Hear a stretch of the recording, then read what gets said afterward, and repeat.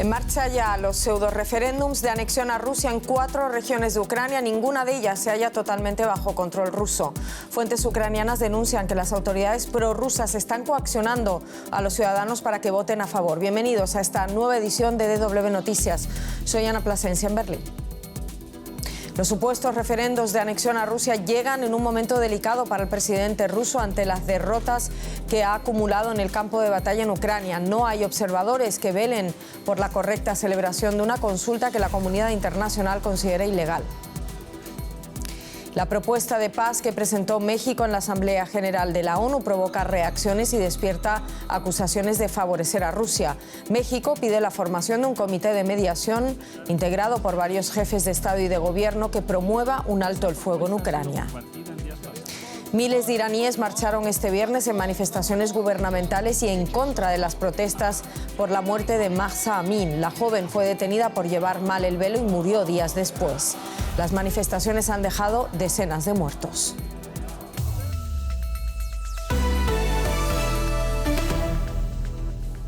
Desde este viernes, víspera del día en que se cumplen 7 meses de invasión, hasta el próximo martes, las autoridades de ocupación prorrusas celebran consultas de anexión a Rusia en 4 regiones de Ucrania. Una votación que ha comenzado pese a la condena internacional y pese a que ningún organismo otorga reconocimiento oficial alguno. El G7, grupo formado por 7 países de economías avanzadas, advirtió el viernes que nunca reconocerá esos referendos falsos. El presidente estadounidense Biden promete respuesta rápida y severa si Rusia anexiona territorios de Ucrania. Las papeletas son recogidas a domicilio en las regiones de Donetsk y Lugansk, ocupadas casi en su totalidad, Zaporilla y Jersón controladas parcialmente, una zona que representa alrededor del 15% del territorio ucraniano. A medida que continúa la votación, Kiev asegura que ha recuperado más territorio en su contraofensiva. El gobernador ucraniano de la región de Lugansk ha denunciado que se está obligando a votar a muchos ciudadanos. Organizadores de la votación hacen visitas a domicilio llevando las urnas directamente a la gente.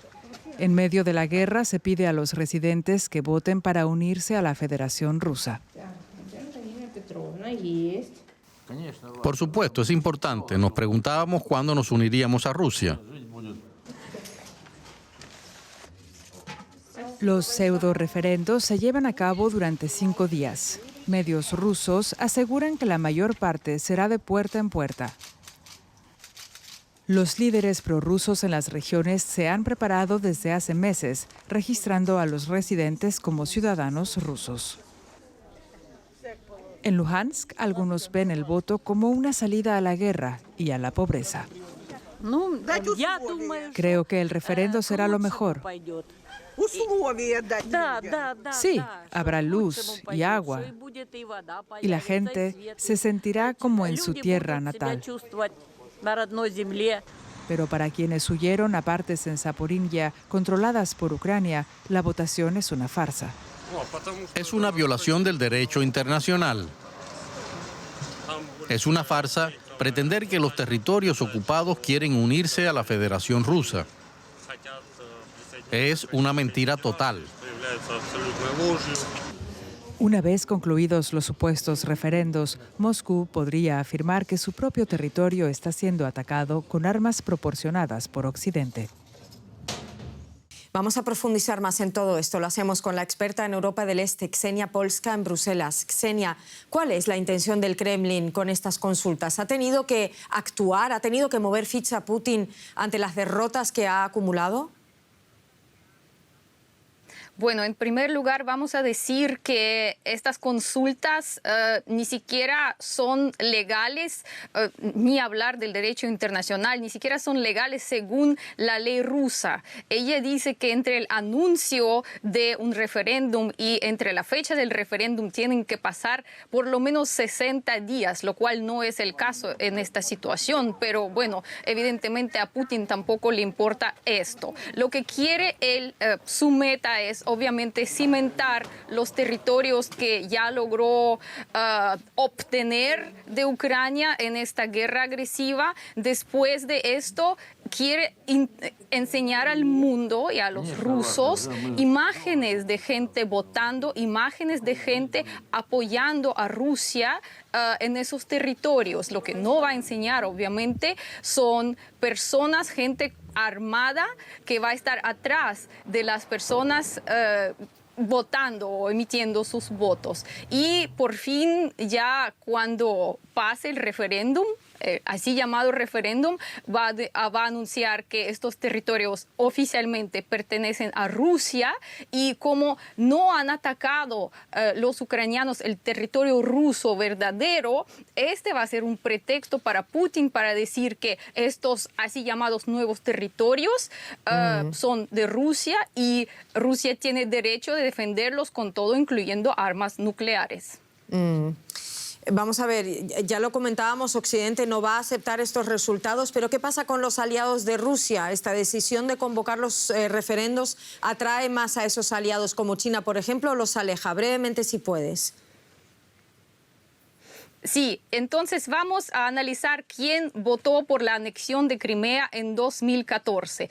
Eran, aparte de Rusia, 10 países. Entre estos 10 países, 8 dictaduras. ¿Quién votó para apoyar la invasión de Rusia en Ucrania? Aún menos países. Eran, aparte de Rusia, 4 países: Bielorrusia, Siria, Corea del Norte y Eritrea. China abstuvo en ambos casos. Oficialmente, en el nivel de la ONU, nunca apoyó a la agresión de Rusia en Ucrania. Y creo que con esto ya está claro todo. Nuestra experta en Europa del Este de Deutsche Welle, muchísimas gracias, Ksenia Polska. Un saludo. Feliz fin de semana. La misión de investigación de Naciones Unidas en Ucrania concluyó que Rusia ha cometido crímenes de guerra que incluyen ejecuciones sumarias o violencia sexual contra niños. La misión independiente fue creada para investigar la invasión a Ucrania. Su presidente compareció este viernes por primera vez ante el Consejo de Derechos Humanos de la ONU. Eric Mouse se declaró impactado por el gran número de ejecuciones perpetradas en las áreas que visitó con su equipo. Fueron 16 localidades. La guerra en Ucrania ha sido el tema dominante en el Consejo de Seguridad de Naciones Unidas, en el que Rusia está cada vez más aislada. México, miembro no permanente del Consejo, propuso la creación de un comité para el diálogo y la paz en Ucrania. Una propuesta de paz que en un principio fue rechazada por la embajadora ucraniana en México y otros funcionarios. Pero el presidente mexicano López Obrador, por su parte, asegura que Ucrania ve bien esta iniciativa de paz. Los expertos la consideran impracticable, dadas las circunstancias. Latinoamérica rara vez habla con una sola voz en Naciones Unidas, pero en lo que respecta al conflicto en Ucrania, el mensaje fue prácticamente unánime, pidiendo negociaciones para poner fin a la guerra. México fue más allá con la propuesta de un canal diplomático. El presidente de México, el licenciado López Obrador, consciente de la responsabilidad individual y colectiva que tenemos, propone que una comitiva o caucus de jefes de Estado y de Gobierno aliente y acompañe los esfuerzos del secretario general para promover medidas de fomento de la confianza hoy perdida entre la Federación Rusa y Ucrania. Porque mientras en 4 provincias ucranianas comienzan los pseudo-referendos con los que Rusia intenta anexionarse territorios ucranianos, en Nueva York apuestan por la creación de una mesa de negociación entre Ucrania y Rusia, con un alto el fuego de 5 años y con mediación papal. Esta propuesta ha sido compartida en días pasados con el secretario general y con las partes involucradas, así como con las delegaciones de la India y de la Santa Sede, toda vez que el presidente López Obrador considera que en dicha comitiva debieran participar junto con el secretario general de la ONU, entre otros, Su Excelencia Narendra Modi y Su Santidad el Papa Francisco. Para los expertos, una iniciativa loable, pero poco realista. Para Ucrania, que agradeció la propuesta mexicana, no hay otra alternativa que seguir luchando. Otros mandatarios latinoamericanos, como el colombiano Gustavo Petro, piden que no les presionen para alinearse con uno u otro bando en un conflicto que dura ya 7 meses y se prepara para una nueva escalada.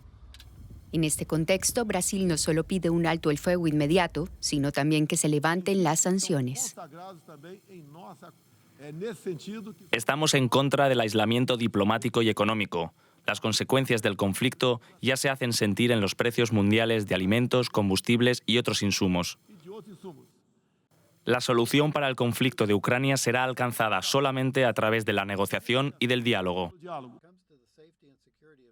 Desde la Asamblea General quizás sea más fácil llamar al diálogo. En el Consejo de Seguridad, donde Rusia hace valer su derecho a veto, el diálogo parece una meta lejana, aunque cada vez más necesaria.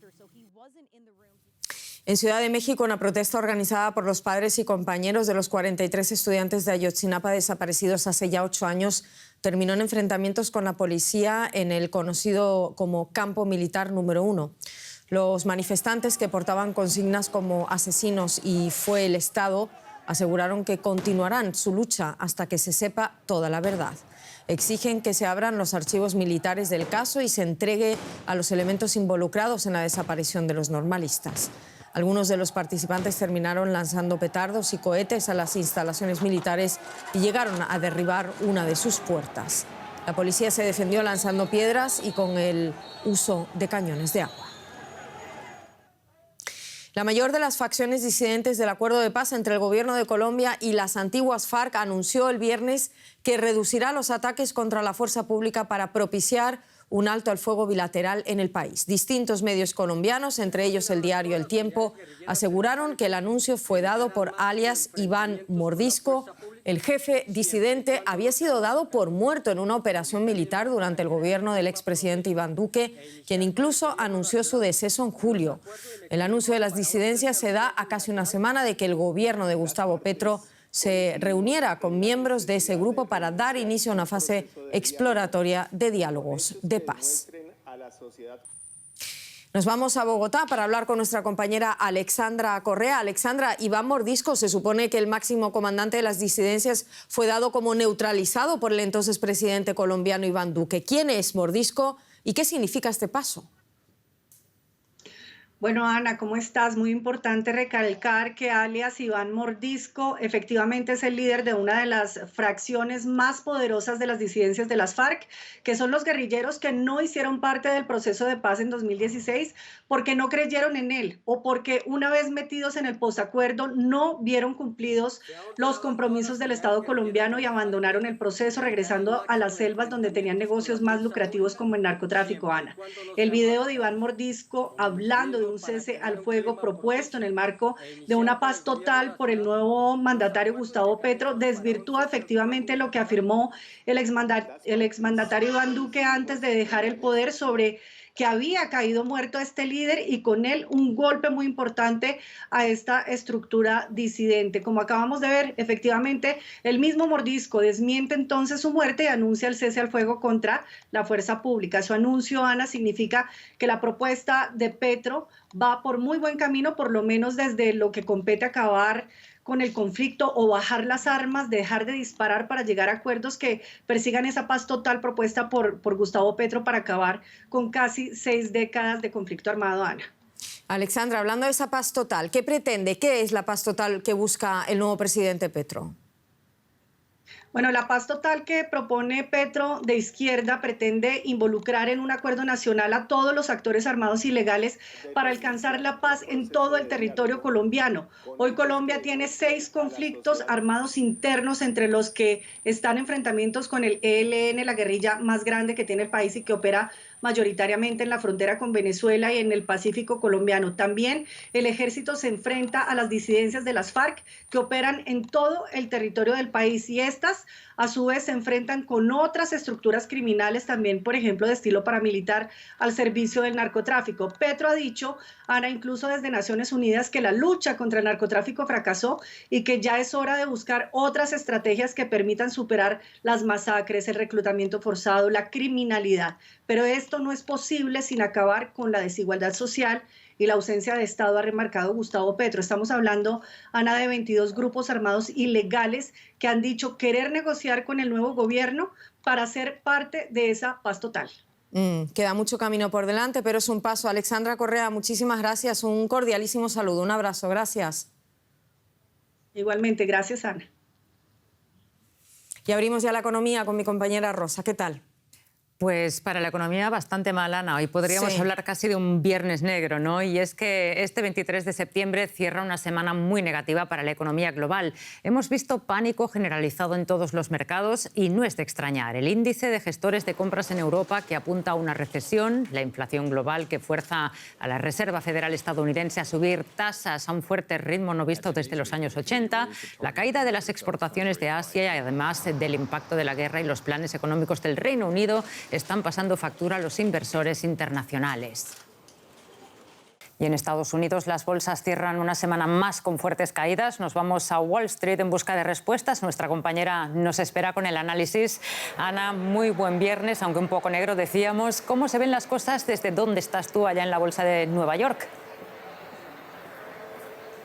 Pues con mucho pesimismo, Rosa. Aquí cuando no hay una lluvia fina de noticias negativas es porque cae un chaparrón, que es lo que está pasando. Preocupa y mucho las señales de recesionarias de Europa, los efectos de la guerra. También preocupa mucho los planes del Reino Unido, cómo va a financiar el Reino Unido esas bajadas de impuestos. También está preocupando mucho lo que está pasando en Asia y sobre todo cómo la inflación sigue subiendo, además de estar subiendo las tasas de interés en todo el mundo y descarrilando la economía global. En Estados Unidos todavía hay fuertes pilares económicos, el empleo uno de ellos, pero no se sabe cuánto más puede aguantar esta subida de tipos que ya ha dicho el presidente de la Reserva Federal que va a continuar a lo largo de este año y el que viene. Hay señales recesionarias por todos los lados y eso se refleja en los mercados. Hoy el Dow Jones ha perdido más de 500 puntos, ha llegado a tener una tendencia bajista, no lo ha podido contener, pero se llegan a los bajos a las cotizaciones más bajas del año 2022. También se está encareciendo para las administraciones públicas emitir deuda. Ahora los mercados de deuda ya no son el refugio de las caídas desde los mercados de acciones. Ana, y no solo caen los mercados, también el petróleo se hunde a un mínimo de 8 meses. Cuéntanos. Pues la desaceleración global y la tensión que había en la oferta está disminuyendo y eso está haciendo que aquellos precios que veíamos de $120 por barril queden muy lejos, aunque no haya sido más que hace unos meses. El WTI, que es el barril de referencia de Estados Unidos, está cotizando por debajo de los $80, cuando la OPEP no quería que bajara por debajo de los 90, y también está cercano a los 80, aunque por encima el Brent. Todo esto puede cambiar porque la OPEP puede decidir volver a recortar producción y también se espera que tenga el efecto que de subida de precios del barril los caps que quiere poner Europa al petróleo de Rusia. Por cierto, esto puede cambiar, pero de momento es una fuente de inflación que ahora mismo no está siendo tan dura como ha sido en otros momentos del año. Ana, muchas gracias por este análisis, como siempre, y buen fin de semana. Ya nuestra compañera hacía una referencia a la economía del Reino Unido. El nuevo ministro de Finanzas, Kwasi Kwarteng, ha anunciado ante el Parlamento británico una serie de recortes fiscales históricos y un enorme aumento del endeudamiento. Las medidas pretenden evitar una recesión que, según el Banco de Inglaterra, ya ha comenzado y aumentar la productividad del país, que ha quedado rezagada respecto a otras naciones del G7. Pero los analistas tienen sus dudas sobre la efectividad de este plan. El paquete anunciado recuerda a los tiempos de Margaret Thatcher y a la política económica de Reagan en los años 80. Los altos tipos impositivos perjudican la competitividad británica, reducen el incentivo para trabajar, invertir y crear empresas. Por ejemplo, la tasa máxima del impuesto sobre la renta con un 45% es actualmente más alto que el tipo máximo de países del G7 como Estados Unidos e Italia. El paquete de Kwarteng incluye limitar la tasa máxima del impuesto sobre la renta al 40%, reducir la tasa mínima al 19%, incentivos impositivos para la compra de viviendas. Además, se elimina el tope a las bonificaciones en el sector bancario y se cancela el aumento planeado del impuesto de sociedades. Kwarteng afirmó que el paquete, con un costo de unos 50.000 millones de euros hasta 2027, recompensará el espíritu emprendedor y el trabajo e incentivará el crecimiento. Los beneficios, dijo, se extenderán a toda la economía. Para financiar los recortes, además de multimillonarias subvenciones a las facturas de energía, el endeudamiento aumentará este año un 45%. El anuncio no fue bien recibido en los mercados financieros y la libra cayó a su nivel más bajo en 37 años frente al dólar.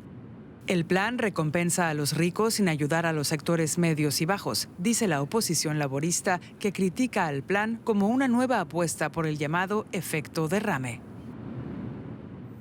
Y tras el anuncio de este agresivo recorte de impuestos, la libra esterlina se desplomaba a niveles de 1985. Comentamos este tema con el periodista Fernán González, que nos acompaña desde Londres. Fernán, sobre el papel, el plan promete reactivación económica, pero cada vez son más fuertes las acusaciones de que este mini presupuesto refleja una guerra de clases que premia a los ricos a costa de los pobres. ¿Qué dice el Gobierno?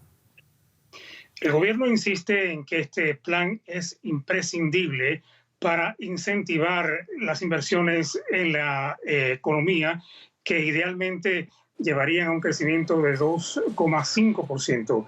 Y es que Liz Truss y su ministro de Finanzas, Kwasi Kwarteng, están convencidos de la validez de la teoría del derrame o efecto goteo, que propone la reducción de los impuestos a las empresas de las personas más acaudaladas para así generar, en teoría, inversión a corto plazo y beneficiar a la sociedad a largo término. La incógnita es si realmente funcionará en el Reino Unido de hoy. La oposición cree que la primera ministra está haciendo una apuesta de alto riesgo con la economía. Fernán, menos impuestos significa también menos ingresos para el Estado. ¿Puede tener este plan un efecto boomerang en la economía cuando los inversionistas noten que las medidas van en contra de la salud fiscal? Sí, bueno, de hecho, los mercados financieros hoy no están convencidos de la efectividad de los planes de Liz Truss. Hemos visto cómo la libra cayó a sus niveles más bajos frente al dólar desde 1985. Como decías, lo cierto es que la primera ministra dio marcha atrás a la política de prudencia fiscal de los gobiernos conservadores en el poder desde 2010. Su gobierno debe recurrir ahora a créditos de más de 100.000 millones de libras esterlinas para poder financiar este recorte masivo de impuestos y ayudar a los consumidores con las altas facturas energéticas. Uno de los argumentos que arroja dudas sobre la viabilidad de su plan es que los préstamos podrán ser pagados si hay crecimiento en la economía, pero si esto no sucede y aumentan los intereses, la deuda pública, que ya es elevada, se incrementaría mucho más. Otra interrogante es que el recorte de impuestos podría aumentar la presión inflacionaria al poner más dinero en el bolsillo de los consumidores. ¿Plan audaz o receta para una debacle? El futuro dirá. Un plan que genera, desde luego, al menos ya por ahora, muchas críticas entre los economistas. Muchas gracias, Fernán González. Esto es todo de momento en la economía, Ana. Aumenta el número de fallecidos en Irán cuando se cumple una semana de protestas por la muerte de Mahsa Amini, la joven detenida por la policía de la moral por llevar mal el velo y que murió pocos días después. La de este viernes ha sido una jornada en la que se han organizado marchas en apoyo del gobierno. El presidente de Irán se ha comprometido a investigar la muerte de la joven, pero a la vez Teherán ha impuesto restricciones drásticas a Internet, incluido el bloqueo de acceso a Instagram y WhatsApp. Son imágenes sin precedentes. Ciudades iraníes sumidas en una luz de protestas. Nada parece detener a la gente, ni siquiera la represión policial. La muerte de Mahsa Amini desató las protestas. Las mujeres se rebelan contra el estricto código de vestimenta del Estado iraní. Pero ahora la causa se ha hecho más grande. Se han sumado también muchos hombres. Y todos quieren un cambio de gobierno. El Estado responde con brutalidad. Las fuerzas de seguridad habrían disparado con balas y gas lacrimógeno. Los enfrentamientos ya se han cobrado numerosas víctimas. Los intentos de los dirigentes iraníes por sofocar la ira hasta ahora han fracasado. Enseguida contacté con su familia, la familia de la fallecida. Les aseguré personalmente que seguiremos investigando lo ocurrido. Con la restricción de acceso a Instagram y WhatsApp, Irán intenta dificultar la organización de protestas. La ira que ha desatado la muerte de Mahsa Amini sacude al conservador Estado iraní. La galardonada escritora británica Hilary Mantel falleció a los 70 años de edad. Conocida especialmente por su ficción histórica, incluida la aclamada trilogía Wolf Hall, Mantel estaba considerada como una de las mejores escritoras de su generación.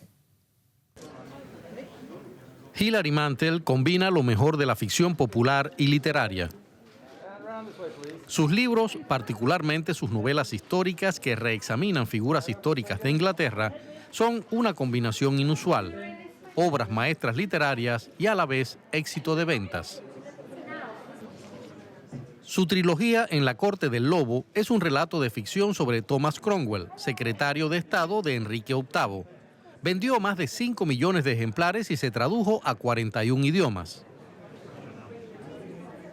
Antes de dedicarse de lleno a escribir, Mantel fue trabajadora social. Su obra combina la investigación histórica, la reconstrucción detallista y un humor muy sutil.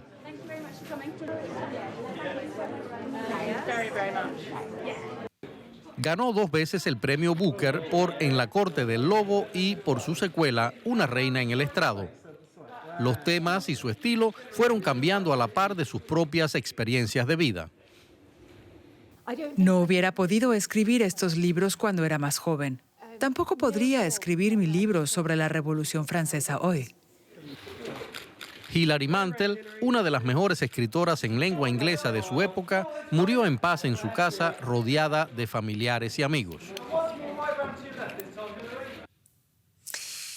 Y en tenis se está jugando en estos momentos el último partido de Roger Federer como tenista profesional. Compite junto a su eterno rival, el español Rafael Nadal. Representan juntos en dobles al equipo de Europa por la Copa Laver. Federer fue recibido con entusiasmo y ovaciones al ser presentado al público en el O2 Arena de Londres.